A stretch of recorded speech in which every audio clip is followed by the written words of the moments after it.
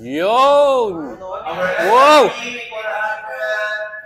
BS new model! Wow! Guwapo!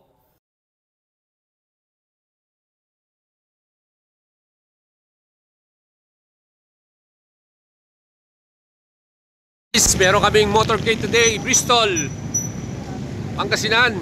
Ayan yung mga idol natin, oh. Mga naka-Bristol owners dyan. Siyempre yung mga tropa nating mga vloggers. So ikutan tayo dito sa Batagupan, ano. So meron tayong anniversary ngayon dito sa Bristol. Ayan. So meron tayong unveiling mamaya. Subukan nyo at hintayin natin mamaya yung unveiling ng bagong model nila dito sa Bristol. Maya na yan, cruiser bike.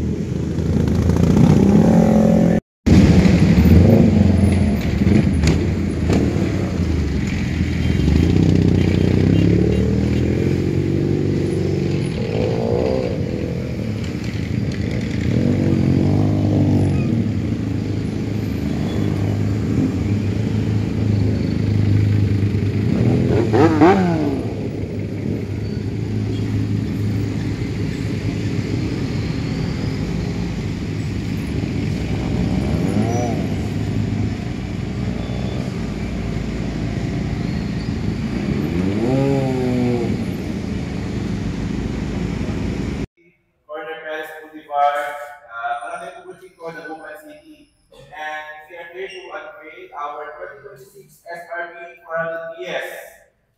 Yan. The owner, our sales representative admin, Ferdinand Desperas. Yun! Wow! BS new model! Wow! Guwapo! So mas minimalist na itsura niya talaga. Again, ang astig. Classic-looking modern cruiser type pa rin po siya. With wow. Seat na po. Nakakulong po ng komportable ang ating pillion, ang OBR. Yun, sinimprove pa yung pillion sa looks. Double overhead cam na po siya. Wow. So engine. Single overhead cam. Double overhead cam na, mas malakas. Ano pa, no? Tulog pa lang eh. Oh. Woo! 299 mga idol, 299,000 pagka SRP, cash payment 259.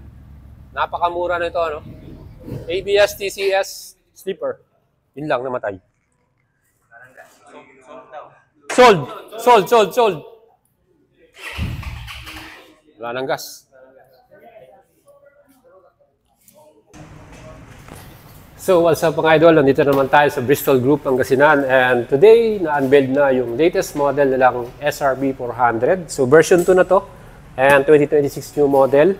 So mas pogi siya, mas guwapo, minimalist yung design, di ba? Wala na yung SRB dito o yung malaking decals dyan sa gilid, ano. So guys, ito po available na at pwede nyo na mabili. Dalawang kulay ang available, black and silver. And para sa presyo, ang kanyang SRP 299,900. Meron silang introductory price less 40,000, 259,900 na lang. Then mag-add pa kayo ng 3 years LTO registration for cash payment. So yan mga idol, kung gusto natin nito, let me know. And subukan yung alagang boyet natin. And tutulungan natin kayo makabili nitong bagong model na to. Ang astig niya mga idol. So ito po ay marami siyang mga updated features. So bibigyan natin sa inyo yan. Samahan niyo ako sa ating walk around para dito sa bagong model. And mga idol, subukan natin upuan. Ayan. So, syempre, 5'6" po ako. Abot na abot natin, ano? Mababa yung kanyang seat height. Ayan. Flat-footed tayo.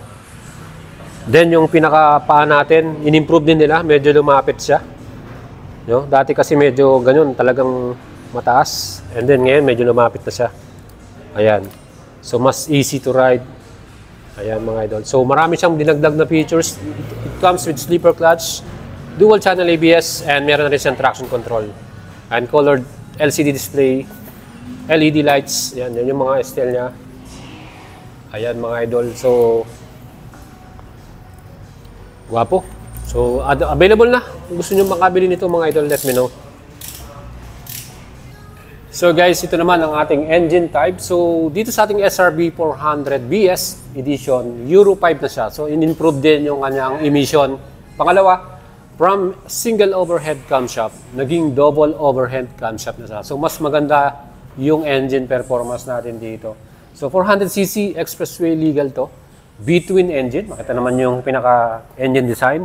And 8 valves, double overhead camshaft, liquid cool, fuel injected at 6-speed. So 6-speed yung ating transmission dito. And equipped na sleeper clutch. Mga idol, meron din siyang improvement dito dahil yung filter niya nilabas na. Nasa labas na siya. Dati kasi nasa loob. So mas easy to change mga idol. Perfect yon. So mga idol natin, dahil B-twin to, maganda yung ating exhaust sound para dito. Mas magandang performance, max power 33.5 HP at maximum torque. Yung arangkada nito, 35 Nm. Ganon kalakas yan. So mga idol, ano pang hinihintay ninyo? Sa engine pa lang, di ba, panalo na. Meron na rin pala itong equipped na USB port charger. Ayan. So Type C, Type A yung kanyang nilagay. O di ba? Hindi ka na malalobat. Malapit din siya. Dito sa handlebar, lagyan nyo lang ito ng cellphone holder natin. So yan mga idol, yung atin namang pinaka-chassis. So pagdating sa ating Pro Suspension, ayan. Meron na siyang adjustment mga idol. So pwede mo nang i-adjust yung ating Pro Suspension. Inverted or upside down forks yung pinaka-front suspension natin. Di ba? And napansin nyo, meron tayong cover. Ayan. So meron tayong cover na yan. I think kasama rin dito na naka-fix na rin yung ating ilaw. Ayan. So dito sa ating pinaka-cover na yan. So mas nagdagdag siya ng mas poging looks, no? Ayan, yung cover natin sa front suspension. Ayan mga idol. And syempre yung ating rear suspension, that is preload adjustable din. Pwede mong i-adjust. Ayan, pwede mong depende sa iyo kung mayroon ka passenger, pwede mong pasikipan or paluwagan yan sa inyong preference, no? Lalo na kung may angkas ka. Alright, so yan po yung ating suspension sa likuran. Naka-dual shock absorber tayo, heavy duty. Tingnan naman sa brake natin, ayan. Tingnan natin yung pinaka-front brake, UJ motor caliper, 4 piston, and 300 mm. Malaki yung disc brake natin sa front. Hydraulic single disc, no? 300 mm with ABS to. So anti-lock braking system. Mas confident tayo mag-brake dito with ABS mga idol. Sa rear brake naman natin, single piston, ayan. Equipped din to ng ABS. Ito nyo yung pinaka-ABS wire. And mga idol, meron din tayo dito 3CS or traction control. So added safety features para dito sa ating brand new model na SRB 400. So idol naman sa ating mga wheels, no? Nakita naman nyo yung design ng ating alloy cast wheel. Meron siyang diamond cut, no? Ang ganda. Ayan, no? So naka-diamond cut pa siya. And yung gulong natin is 16-inch CSC tire, 130/90. So 130/90 by 16 front tire natin. And syempre sa ating likuran naman, mas malapad yung gulong natin. CSC tire din, tubeless, 150/80 by 16. So yan guys, 150/80 by 16 yung gulong natin sa likuran.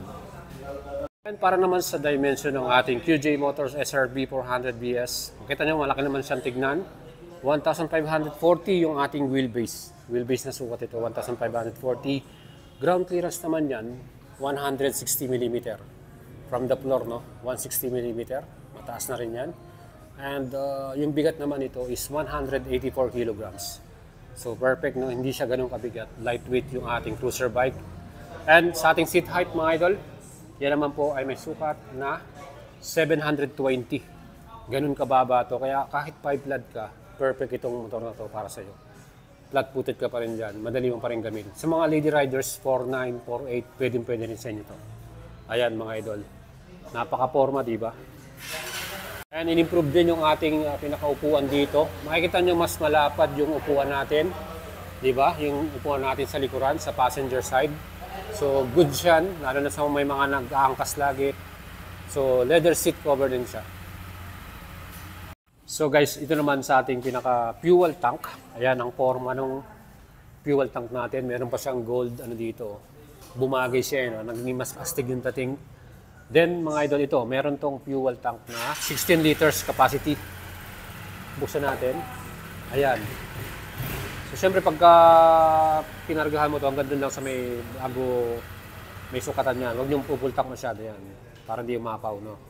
So guys, 16 liter gas capacity and sa average naman, 26 km per liter. Well, syempre between engine to, yun pa lang yung average natin. So, depende na rin sa mga riders yun kung paano kayo mag-rides, paano mag-throttle para dito sa ating unit na to. Ayan, pwede nyo lang sa ulian. And here, makita naman yung susian natin. So, physical key, no? And then, meron din tayong lock down. So, yan mo lang, nasa harapan lang din yung ating susian. Pagkainan mo yan, ganyan. And here, nandito naman yung pinaka-charger natin. And meron tayong charger dito. Kita nyo? So, meron tayong Type A and Type C charger. So, mas maganda yan para hindi ka naman lalobat sa inyong cellphone. And then, maglagay ka lang dito ng cellphone holder mo. Ano? Pagdating naman sa ating lever, yan, adjustable na rin. Yan, adjustable, no? And equivalent to sleeper clutch. So, madali lang siyang mag-clutch dito. Meron tayong passing light dito. Ayan. And sa switch na, nagbago na rin. Ano? Mas maganda siyang tingnan. Selection ng indicator. And then, busina. Ayan. Sa right handlebar naman, siyempre, adjustable din yung lever natin. Ayan, nakita niyo, nag-adjust natin. May TCS switch button tayo dito. Pwede natin turn on, turn off. So maganda, no? Dito pa lang, pwede mo nang i-turn off yung ating, hindi na sa panel. So mas madali, mas convenient para sa rider. Switch on and off ng ating engine and hazard light. So meron tayong hazard light dito. Alright, mga idol. Napakasimple lang itong ating SRB 400 BS, no? And sa ilaw naman, LED yung mga signal light natin. LED, and then sa front headlight, meron tayong LED din na daytime running light ito. And naka-projector lamp. Ayan. Astig, no? Turn on natin. Ayan yung ating pinaka-display. Colored display, LCD. And visible yung mga information natin. Gear indicator, traction control indicator. Meron din dito. ABS. Lights, no? And then yung ating left and right signal light. May clock din dito. Fuel gauge. Odometer, and yung ating RPM and speedometer. So, di ba? Napakasimple lang. Ayan mga idol. So, sa lights yan, nakita natin, naka-switch on na. Ito yung daytime running light niya. No? Parang letter C. O, di ba? And then, sa atin namang likuran, ayan, meron tayong signal light din, LED. LED rin yung taillight natin. Meron tayong reflectorized dito. Sa side din, meron din. Ayan, and then yung ating plate holder, QJ Motors from Bristol. Astig, di ba? So yan guys, overall, ano masasabi nyo rito sa ating bagong motor? Di ba? Pogi, no? Start natin mga idol. Ayan. Ganda ng tunog, no? Kasi nga, B-twin engine.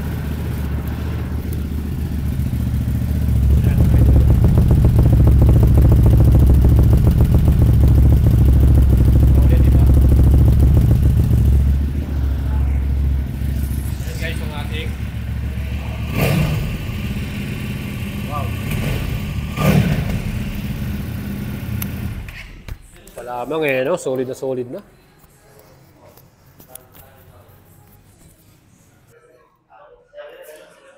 So yan guys, mga idol, ito na yung ating brand new model from QJ Motors, SRB 400 BS, 2026 model from Bristol.